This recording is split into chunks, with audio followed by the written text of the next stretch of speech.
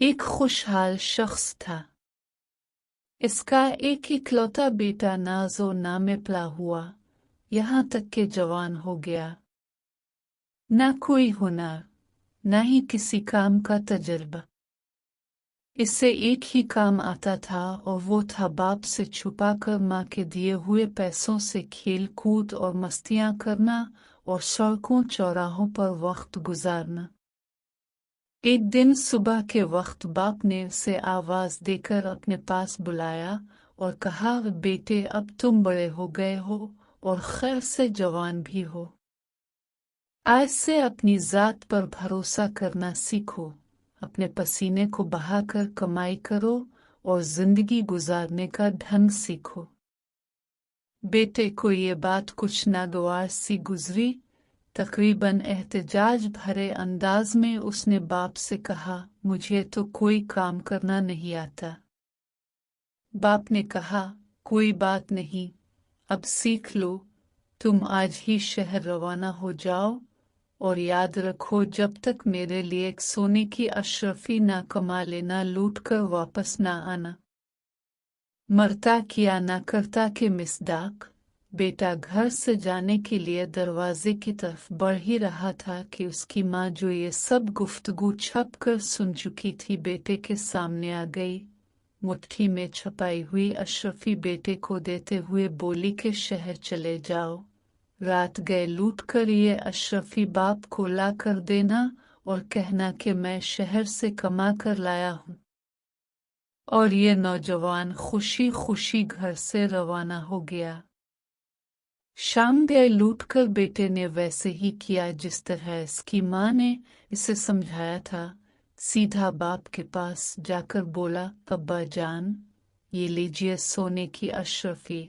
میں نے سارا دن بہت جان لڑا کر کام کیا اور بہت ہی مشکل سے یہ اشرفی کما کر آپ کے پاس لایا ہوں۔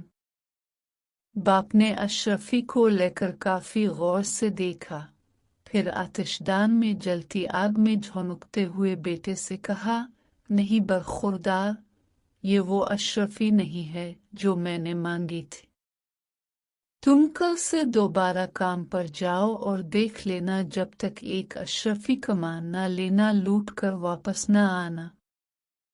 بیٹا خاموشی سے باپ کی اس حرکت کو دیکھتا رہا، نہ کوئی احتجاج اور نہ کوئی رد عمل۔ دوسرے دن شہر کو جانے کے لیے گھر سے باہر نکلتے ہوئے دروازے کی اوٹ میں ماں کو پھر منتظر پایا۔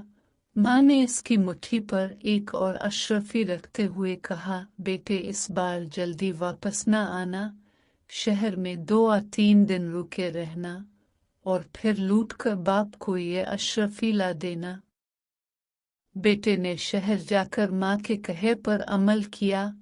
3 دن کے بعد گھر لوٹ کر سیدھا باپ کے پاس گیا اور اشرفی اسے تھماتی ہوئے کہا، اے والد محترم، یہ لیجئے سونے کی اشرفی، اسے کمانے کے لیے مجھے بہت کٹھن محنت کرنا پڑی ہے۔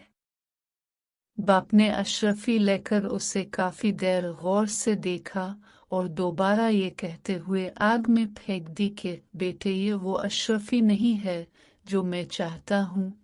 کل تم پھر سے کام کے لیے جاؤ اور اس وقت تک نہ لوٹنا جب تک اشرفی نہ کما لینا۔ اس بار بھی اپنے باپ کی اس حرکت پر بیٹا بغیر کوئی ایک لفظ بولے خاموش رہا۔ تیسری مرتبہ اس بار یہ نوجوان اپنی ماں کے جاگنے سے پہلے ہی شہر کی طرف روانہ ہو گیا اور وہاں 1 مہینہ رہا۔ اور اس بار 1 مہینے کے بعد حقیقی معنوں میں محنت و مشقت سے کما کر اشرفی کو نہایت حفاظت سے مٹھی میں دبائے مسکراتے ہوئے اپنے باپ کے پاس حاضر ہوا۔ اشرفی باپ کی طرف بڑھاتے ہوئے بولا، اے والد محترم، میں قسم کھا کر کہتا ہوں کہ اس بار یہ اشرفی میرے پسینے کی کمائی ہے۔ یقین کیجیے اسے کمانے کے لیے مجھے بہت محنت کرنا پڑی ہے۔ سونے کی اشرفی کو ہاتھ میں لے کر باپ کافی غور سے دیکھتا رہا۔ اس سے پہلے کہ اس کا باپ اشرفی کو آگ میں ڈالنے کے لیے ہاتھ بڑھاتا، नौजवान ने आगे बढ़कर बाप का हाथ थाम लिया। इस बार बाप हंस दिया और बढ़कर बेटे को गिले लगाते हुए कहा, अब बने हो जवान तुम, बेशक ये अशरफी तेरी मेहनत और पसीने की कमाई है, क्योंकि उसे ज़ाय होना तुझसे नहीं देखा गया, जबकि इससे पहले मैं 2 बार अशरफियां आग में फेंक चुका हूँ, मगर तुझे कोई अफसोस नहीं हुआ था। सच है कि बगैर मेहनत के आने वाला माल जाता भी तो इसी आसानी से है, और उसके जाने का वो दुख नहीं होता जो मेहनत की कमाई के जाने का होता है। बेशक सबसे बेहतरीन कमाई मेहनत और हलाल की कमाई है।